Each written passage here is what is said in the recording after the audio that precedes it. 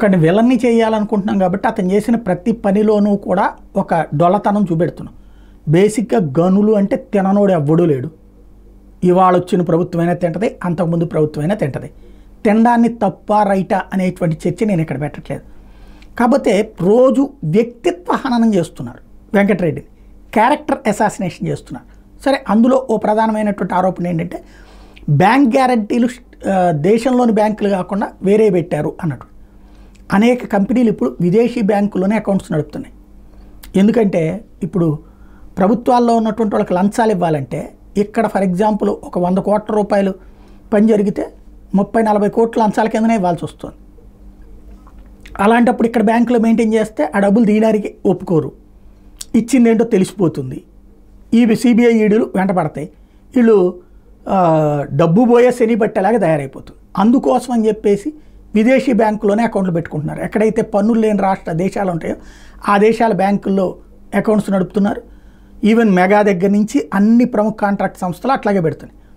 ఇప్పుడు చూడాల్సిందల్లా వెంకటరెడ్డి హయాంలో విదేశీ బ్యాంక్ గ్యారంటీలు ఏవైతే ఇచ్చారో ఆ బ్యాంకులను అడగండి, వాళ్ళు గ్యారంటీ ఇచ్చిందా, కాగితం ఒరిజినల్లా కాదా. అది డూప్లికేట్ అయితే ఖచ్చితంగా వీళ్ళు క్రైమ్ చేసినట్టు. అంటే దొంగ కాగితాలు సృష్టించి ఆ బ్యాంకు పేరుతో ఇచ్చుంటే ఖచ్చితంగా క్రైమ్. అలా కాకుండా ఆ బ్యాంక్ గ్యారంటీ కరెక్ట్ అయితే దాని జోలికి వెళ్ళాల్సిన అవసరం లేదు, తప్పేం లేదు అది. ఎందుకంటే మన దేశంలో ఉన్నటువంటి బ్యాంకుల్లోనే అకౌంట్లు ఓపెన్ చేసి ఇక్కడే చేయాలన్నటువంటి, ఇప్పుడు అదిలో గవర్నమెంట్ బ్యాంక్స్లో వచ్చేటప్పటికి ఎంత తతంగా ఉంటుందో తెలుసు. ఒక చెక్ క్లియర్ చేయాలంటే 1.25 లక్ష చెప్తారు, లేకపోతే ఒక పని జరగాలంటే 1 కోటి పనులు చెప్తుంటారు, అడ్డాలు చెప్తుంటారు.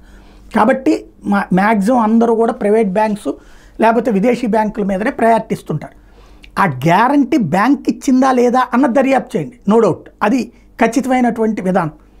అలా కాకుండా ఎట్లెందుకు ఇవ్వాలి, అట్టెందుకు ఇవ్వాలి ఈ చర్చ జరుపుతా వెంకటరెడ్డిని తిట్టుకోండి. ఎందుకంటే ఆయన పాపం ఆయన కర్మ ఈ రాష్ట్రంలో పనిచేయడం వల్ల రాష్ట్రానికి కొన్ని కోట్ల రూపాయల డబ్బులు తెచ్చిపెట్టడం వల్ల ఆయన తినలేదని చెప్పి అంత అమాయకత్వం నాకైతే లేదు.